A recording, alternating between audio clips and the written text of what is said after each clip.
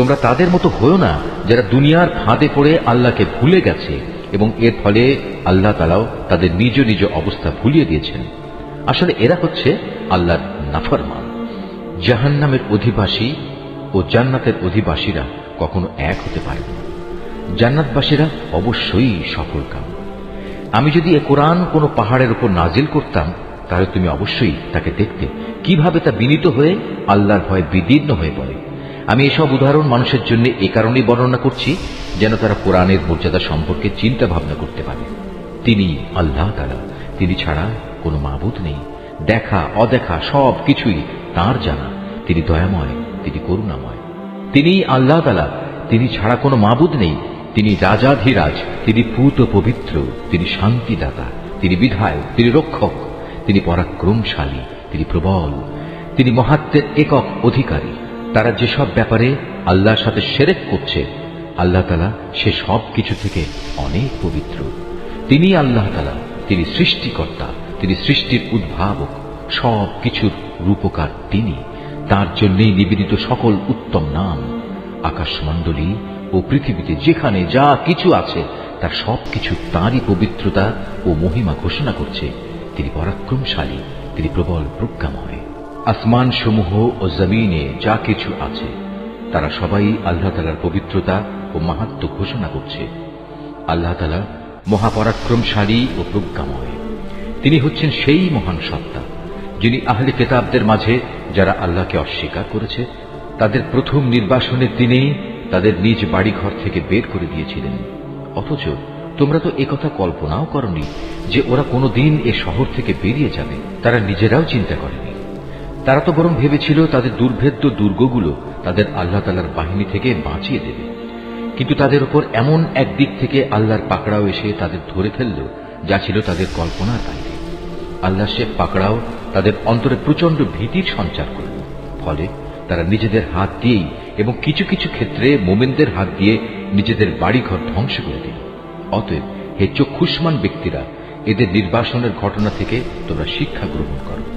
যদি আল্লাহ তাআলা ওদের উপর নির্বাসিত করার সিদ্ধান্ত বসিয়ে না দিতেন, তাহলে আগের জাতিসমূহের মতো তিনি তাদের এই দুনিয়ায় রেখেই কঠোর শাস্তি দিতে পারতেন। অবশ্য তাদের জন্য পরকালে জাহান্নামের আগুন তো প্রস্তুত রয়েছে। ওটা এজন্যই রাখা হয়েছে যে তারা আল্লাহ তাআলা ও তার রাসূলের সুস্পষ্ট বিরুদ্ধাচরণ করেছিল। আর যে কেউই আল্লাহর বিরোধিতা করে তার জানা উচিত আল্লাহ তাআলা শাস্তি দানের ব্যাপারে অত্যন্ত কঠোর। এ সময় তোমরা যেসব খেজুর গাছ কেটে ফেলেছ এবং যেগুলো না কেটে তার মূলের উপর দাঁড়িয়ে থাকতে দিয়েছ তা অসঙ্গত ছিল না, বরং তা ছিল সম্পূর্ণ আল্লাহ তাআলার অনুমতিক্রমেই। আর আল্লাহ তাআলা অনুমতি এ কারণেই দিয়েছেন যেন তিনি এ দ্বারা নাফরমানদের অপমানিত করতে পারেন। এই ঘটনার ফলে আল্লাহ তাআলা যেসব ধন সম্পদ তাদের কাছ থেকে নিয়ে তার রাসূলকে দিয়েছেন তা ছিল তাঁরই একান্ত অনুগ্রহ। তোমরা তো এগুলো পাওয়ার জন্য কোনো ঘোড়ায় কিংবা উষ্ট্রে আরোহণ করে যুদ্ধ করনি। আসলে আল্লাহ তাআলা যার উপরই চান তার উপরেই তার রাসূলকে কর্তৃত্ব প্রদান করে থাকেন। আর আল্লাহ তাআলা সর্ববিষয়ের উপরই শক্তিমান। আল্লাহ তাআলা ধন সম্পদের যা কিছু সেই জনপদের মানুষদের কাছ থেকে নিয়ে তার রাসূলকে দিয়েছেন তা হচ্ছে আল্লাহর জন্য, রাসূলের জন্য, রাসূলের আত্মীয় স্বজন, এতিম মিসকিন ও পথচারীদের জন্য। সম্পদ তোমরা এমন ভাবে বন্টন করবে যেন তা কেবল তোমাদের সমাজের বিত্তশালী লোকদের মাঝেই আবর্তিত না হয়। এবং আল্লাহর রাসূল তোমাদের যা কিছু অনুমতি দেয় তা তোমরা গ্রহণ করো এবং সে যা কিছু নিষেধ করে তা থেকে বিরত থাকো। আল্লাহ তাআলাকেই ভয় করো। অবশ্যই আল্লাহ তাআলা কঠোর শাস্তিদাতা। এ সম্পদ সেসব অভাবগ্রস্ত মুহাজিরদের জন্য যাদের আল্লাহর উপর ঈমানের কারণেই নিজেদের ভিটেমাটি ও সহায় সম্পদ থেকে উচ্ছেদ করে দেওয়া হয়েছে। অথচ এই লোকগুলো আল্লাহর অনুগ্রহ ও তার সন্তুষ্টি হাসিল করতে চায়। আল্লাহ তাআলা ও তার রাসূলের সাহায্য সহযোগিতায় তৎপর থাকে। মূলত এই লোকগুলোই হচ্ছে সত্যাশ্রয়ী। এ সম্পদে তাদেরও অংশ রয়েছে যারা মুহাজিরদের আগমনের আগ থেকেই এই জনপদকে নিজেদের নিবাস বানিয়েছিল এবং যারা এদের আসার আগেই ঈমান এনেছিল। তারা ওদের অত্যন্ত ভালোবাসে যারা হিজরত করেছে। রাসূলের পক্ষ থেকে তাদের মুহাজির সাথীদের যা কিছু দেয়া হয়েছে সে ব্যাপারে তারা নিজেদের অন্তরে তার কোনো রকমের প্রয়োজন অনুভব করে না। শুধু তাই নয়, তারা তাদের মুহাজির সাথীদের প্রয়োজনকে সর্বদাই নিজেদের প্রয়োজনের উপর অগ্রাধিকার দেয়, যদিও তাদের নিজেদেরও অনেক অভাবগ্রস্ততা রয়েছে। আসলে যাদের মানসিক কৃপণতা সংকীর্ণতা থেকে বাঁচিয়ে রাখা হয়েছে তারাই হচ্ছে সফলকাম।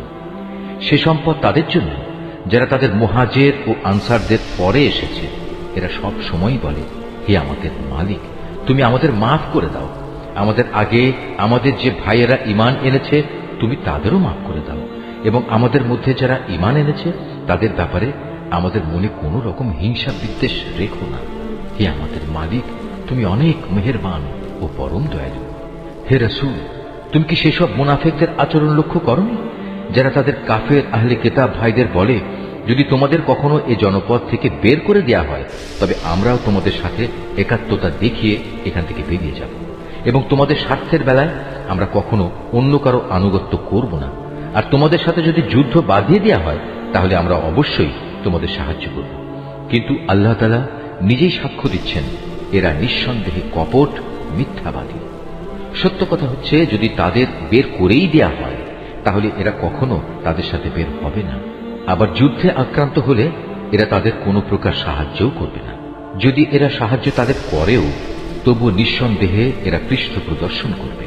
অতঃপর এ লোকদের আর কোনো উপায়ই কোনো সাহায্য করা হবে না। আসলে এদের অন্তরে আল্লাহ চাইতে তোমাদের ভয় বেশি বড় হয়ে বসে আছে। এর কারণ হচ্ছে এরা এমন একটি জাতি যারা আসল কথাই বুঝতে পারে না। এরা কখনো ঐক্যবদ্ধ হয়েও তোমাদের সাথে লড়াই করতে আসবে না। যদি করেও তা করবে অবশ্য কোনো সুরক্ষিত জনপদের ভেতরে বসে, অথবা নিরাপদ পাঁচিলের আড়ালে থেকে। আসলে তাদের নিজেদের পারস্পরিক শত্রুতা খুবই মারাত্মক। তুমি তো এদের মনে করো এরা ঐক্যবদ্ধ, কিন্তু মোটেই তা নয়। এদের অন্তর হচ্ছে শতথা বিচ্ছিন্ন, কেননা এরা হচ্ছে নির্বোধ সম্প্রদায়। এদের অবস্থাও সেই আগের লোকদের মতো, যারা মাত্র কিছুদিন আগে নিজেদের কৃতকর্মের পরিণাম হিসেবে বিতাড়িত হবার শাস্তি ভোগ করেছে। তাছাড়া পরকালেও এদের জন্য কঠিন আযাব রয়েছে। এদের আরেকটি তুলনা হচ্ছে শয়তানের মতো। শয়তান এসে যখন মানুষদের বলে, প্রথমে আল্লাহকে অস্বীকার করো, অতঃপর সত্যি যখন সে আল্লাহকে অস্বীকার করে তখন মুহূর্তেই সে বোল পাল্টে ফেলে এবং বলে, আমার সাথে তোমার কোনো সম্পর্ক নেই, আমি নিজেও সৃষ্টি লোকের মালিক আল্লাহ তাআলাকে ভয় করি। অতঃপর শয়তান ও তার অনুসারী এই দুজনের পরিণাম হবে জাহান্নাম। সেখানে তারা চিরদিন থাকবে, আর এটাই হচ্ছে জালেমদের শাস্তি। হে মানুষ, তোমরা যারা ঈমান এনেছ আল্লাহ তাআলাকে ভয় করো। তোমাদের প্রত্যেকেরই উচিত ভালো করে লক্ষ্য করা যে আগামীকাল আল্লাহর সামনে পেশ করার জন্য সে কি আমলনামা পেশ করতে যাচ্ছে। তোমরা আল্লাহকে ভয় করতে থাকো। অবশ্যই তোমরা যা কিছু করছো আল্লাহ তাআলা তার পূর্ণাঙ্গ খবর রাখেন। তোমরা তাদের মতো হয়ো না যারা দুনিয়ার ফাঁদে পড়ে আল্লাহকে ভুলে গেছে, এবং এর ফলে আল্লাহ তাআলাও তাদের নিজ নিজ অবস্থা ভুলিয়ে দিয়েছেন। আসলে এরা হচ্ছে আল্লাহর নাফরমান। জাহান্নামের অধিবাসী ও জান্নাতের অধিবাসীরা কখনো এক হতে পারে না। জান্নাতবাসীরা অবশ্যই সফলকাম। আমি যদি এ কোরআন কোনো পাহাড়ের উপর নাজিল করতাম তাহলে তুমি অবশ্যই তাকে দেখতে কিভাবে তা বিনীত হয়ে আল্লাহর ভয়ে বিদীর্ণ হয়ে পড়ে। আমি এসব উদাহরণ মানুষের জন্য এ কারণেই বর্ণনা করছি যেন তারা কোরআনের মর্যাদা সম্পর্কে চিন্তা ভাবনা করতে পারে। তিনি আল্লাহ তাআলা, তিনি ছাড়া কোনো মাবুদ নেই। দেখা অদেখা সব কিছুই তাঁর জানা। তিনি দয়াময়, তিনি করুণাময়। তিনি আল্লাহ তাআলা, তিনি ছাড়া কোনো মাবুদ নেই। তিনি রাজাধিরাজ, তিনি পূত পবিত্র, তিনি শান্তিদাতা, তিনি বিধায়ক, তিনি রক্ষক, তিনি পরাক্রমশালী, তিনি প্রবল, তিনি মহাত্মের একক অধিকারী। তারা যেসব ব্যাপারে আল্লাহর সাথে শিরক করছে আল্লাহ তাআলা সে সব কিছু থেকে অনেক পবিত্র। তিনি আল্লাহ তাআলা, তিনি সৃষ্টিকর্তা, তিনি সৃষ্টির উদ্ভাবক, সব কিছুর রূপকার তিনি। তার জন্যই নিবেদিত সকল উত্তম নাম। আকাশমণ্ডলী ও পৃথিবীতে যেখানে যা কিছু আছে তার সব কিছু তাঁরই পবিত্রতা ও মহিমা ঘোষণা করছে। তিনি পরাক্রমশালী, তিনি প্রবল প্রজ্ঞাময়।